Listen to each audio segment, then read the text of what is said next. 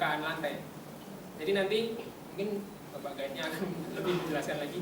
Ada yang namanya jalatwara, nah itu seperti corong air, itu ada di setiap pojok-pojok nanti. Nah itu maksudnya air itu nanti mengalir di permukaan, kemudian dia turun lewat jalatwara itu ke lantai di bawahnya.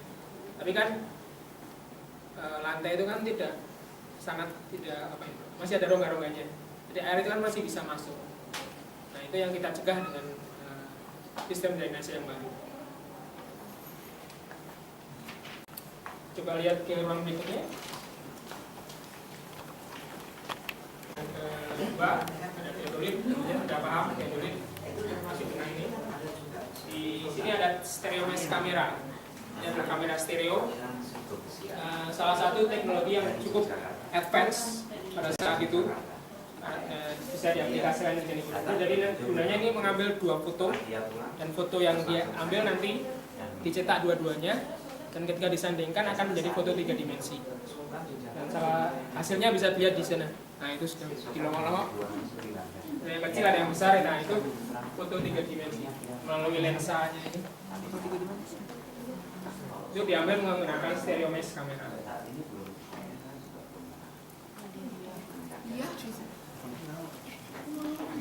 Nomor 6.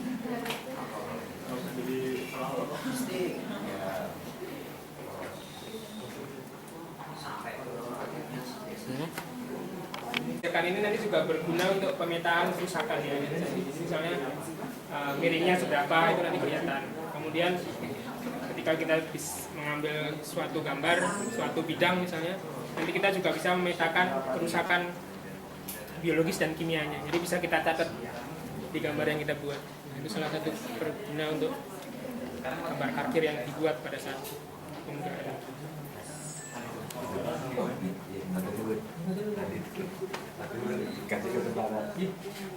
Tokoh yang terlibat pada saat pemenggaran dulu, salah satu tokoh yang sangat terkenal adalah Bapak Profesor Sukmono. Dia adalah salah satu arkeolog pertama yang ada di Indonesia. Jadi dulu sejarahnya ketika kita sudah merdeka, kita sudah mempunyai kantor purbakala. Tapi kantor purbakala ini masih dipimpin oleh arkeolog dari Belanda sekitar 2 periode kalau tidak salah. Tapi kemudian muncullah Pak Sukmono sebagai salah satu arkeolog pertama pribumi, dan beliau juga menjadi kepala kantor purbakala pribumi pertama yang ada di Indonesia. Yang beliau juga menjadi pemimpin proyek pemugaran Candi Borobudur pada saat itu. Pak Sukmono, ada Pak Rusino, ahli struktur yang terkenal. Ada Pak Daud Yusuf.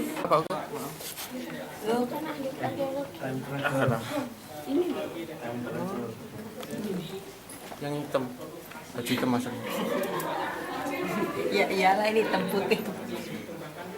Menggunakan alge dan jamur yang ada di Bandung dan Jadi ketika nanti adik-adik pergi ke tempat lain, ke candi lain misalnya ke luar negeri, tanya, oh di sini pakai AC32 enggak? Oh enggak mungkin, karena ini dikembangkan khusus untuk Candi Borobudur.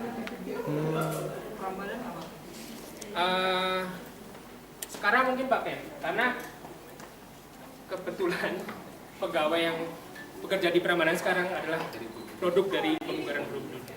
Jadi mereka membawa AC32 ini dikembangkan di Prambanan.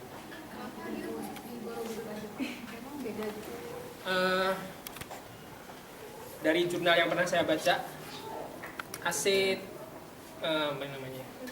kode AC ini juga dikembangkan di tempat lain, tapi nanti sedikit berbeda komposisinya. Dan penamaannya juga bukan AC322, tapi mungkin AC berapa. Tapi yang pasti untuk yang AC32 Borobudur, kemudian ada beberapa AC yang itu memang dikembangkan khusus untuk di tempat lain.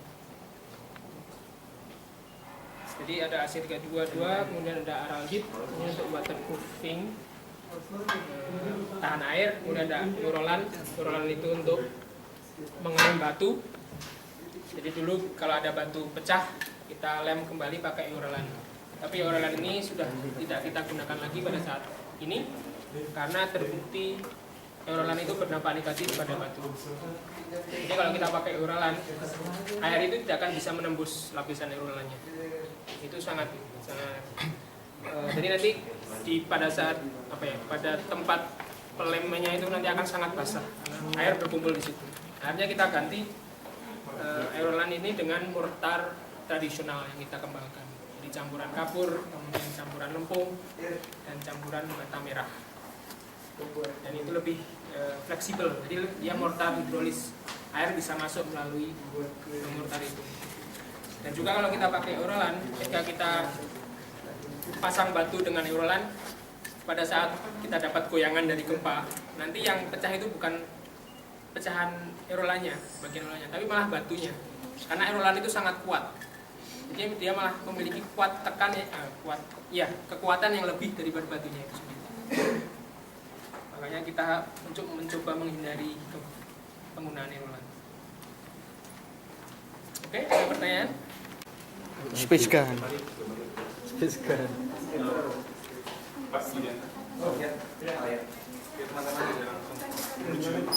Ya nggak salah kelompok. Ya, ya.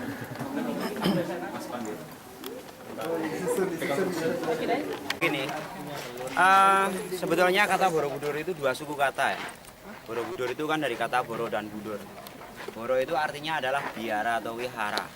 Jadi kalau nenek moyang membangun bangunan ini sebagai tempat untuk beribadah umat Buddha. Sedangkan kalau budur itu artinya di atas. Yang dimaksud di atas bukit. Ya, jadi kalau Borobudur itu biara yang berada di atas bukit. Jadi kita sedang berada di atas bukit dengan 60 anak tangga. Terus masih ditunggu dengan 90 anak tangga dan lebih agak tinggi-tinggi lagi. Borobudur itu umurnya lebih dari 1200 tahun. Dibangun pada abad 8 pada masa kerajaan Mataram Buddha dengan Raja Samaratungga dari dinasti Sailendra. Jadi awal dari Sailendra, dinasti Sailendra itu ada di kawasan sini. Kita tidak bisa mengatakan pasti di sini karena situs dari kerajaan Mataram Buddha sampai sekarang juga belum diketemukan. Bahkan prasasti yang menyebutkan angka tahun daripada Borobudur, pembuatan Borobudur sampai sekarang juga belum diketemukan. Jadi kalau ada yang mengatakan Borobudur dibuat pada tahun 824, itu sumbernya dari mana? Jadi kalau saya pernah sering mendengar bahwa Borobudur dibuat pada tahun 824. Tapi prasasti yang menyebutkan tentang Borobudur sampai sekarang belum diketemukan. Termasuk situs dari kerajaan Mataram Buddha sampai sekarang pun belum diketemukan. Nah, Sailendra sebetulnya Sailendra itu juga berasal dari dua suku kata. Sailendra berasal dari kata Saila dan Indra. Saila itu artinya adalah gunung. Kalau Indra artinya adalah raja. Jadi raja gunung. Karena kerajaan Mataram Buddha itu ada di tengah-tengah gunung. Karena di timur tidak kelihatan ya, kabutnya tebal. Tapi yang pasti di sisi timur sana ada Gunung Merapi. Ya, tidak kelihatan karena kabutnya tebal. Jarak pandang kita sekitar 9 km. Karena itu pas bukit itu adalah 9 km dari sini. Yaitu Bukit Gunung Pring itu ya. Terus kalau muter ke kanan ada Merbabu. Muter ke kanan lagi ada Telomoyo sama Andong. Di utara ada Tidar. Di sebelah barat ada Sindoro sama Sumbing. Di sebelah selatan adalah Pegunungan Menorai. Jadi kota di sini, wilayah di sini, ini dikelilingi oleh 8 gunung. Untuk itu kota di sini namanya adalah Magelang. Magelang berasal dari kata Mahagelang. Maha itu sangat besar kalau gelang adalah lingkaran. Kota yang berada di dalam lingkaran yang sangat besar, yaitu dikelilingi oleh 8 gunung. Dari 8 gunung, 4 adalah gunung berapi. Di sisi timur ada Merapi sama Merbabu, di sisi barat ada Sindoro sama Sumbing. Pada tahun 1006 itu meletus. Ya, karena letusan yang dahsyat tadi sehingga Borobudur akhirnya terkubur oleh abu vulkanik, abu gunung berapi tadi. Sedangkan gempanya ini mengakibatkan batu-batunya pada jatuh. Ya, tahun 1006 kalau di dalam kitab-kitab kuno itu disebutkan tahun 1006 adalah Maha Pralaya. Maha itu sangat besar, kalau pralaya adalah bencana yang sangat besar atau musibah yang sangat besar, yaitu akibat daripada letusan gunung berapi tadi. Ya.